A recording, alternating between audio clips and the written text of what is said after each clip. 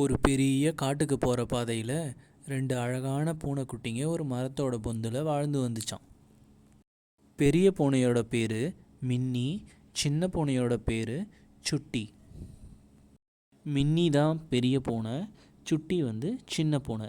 மின்னி எப்போவுமே போய் தீனி தேடி என்ன கிடைக்குதோ அதை எடுத்துன்னு சுட்டிக்கும் கொடுக்கும்.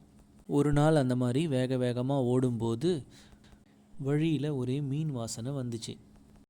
என்ன ஒரே மீன் வாசனையா இருக்குது, ஆனா மீனை மட்டும் காணமே.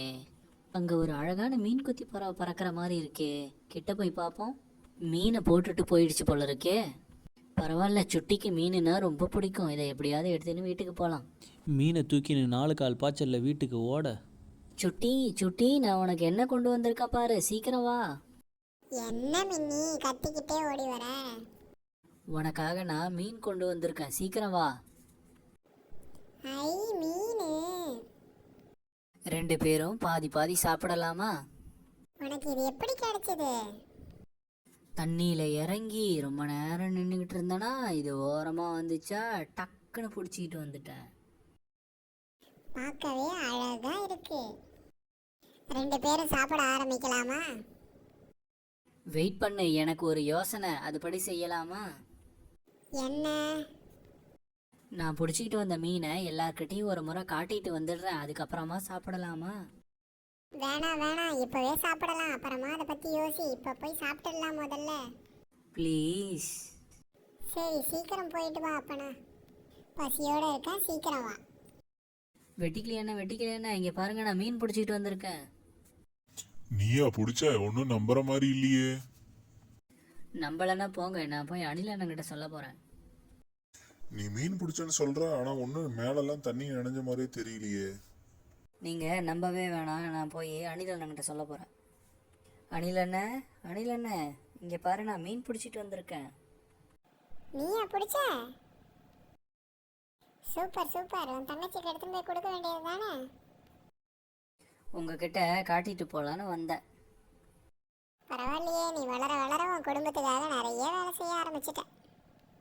ஏதுடி இந்த மீன்? நான் தான் பிடிச்சேன். பொய் சொல்லாம சொல்லு, உடம்பெல்லாம் நினையவே இல்லை, நான் தான் பிடிச்சேன்னு சொல்ற. அதெல்லாம் அப்படிதான், அதெல்லாம் நீங்க கேட்காதீங்க, நான் தான் பிடிச்சேன்.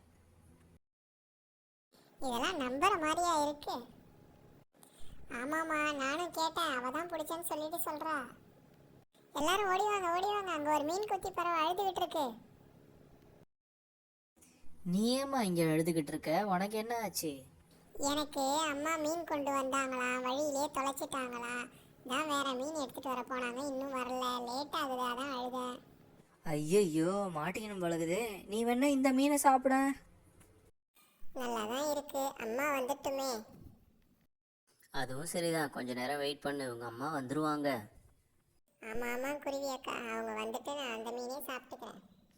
ஐயோ, அவங்க அம்மா குருவி வேற வந்துருச்சே, நம்ம மாட்டணும் இன்னைக்கு.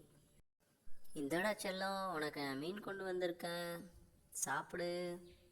இது என்ன, இங்கே இன்னொரு மீன் கிடக்குது? இதுதான் நான் முதல்ல பிடிச்ச மீன், அங்கே போட்டு விழுந்துருச்சுன்னு சொல்லிட்டு தான் நான் வேற மீன் பிடிச்சிட்டு வந்தேன். அப்படியா கதை? இந்த பூனை பொய் சொல்லிடுச்சு போல இருக்கு.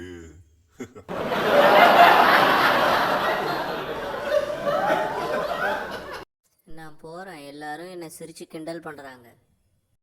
பூனை கோச்சிக்கிட்டு தூரமாக நடந்து போக ஆரம்பிச்சிது.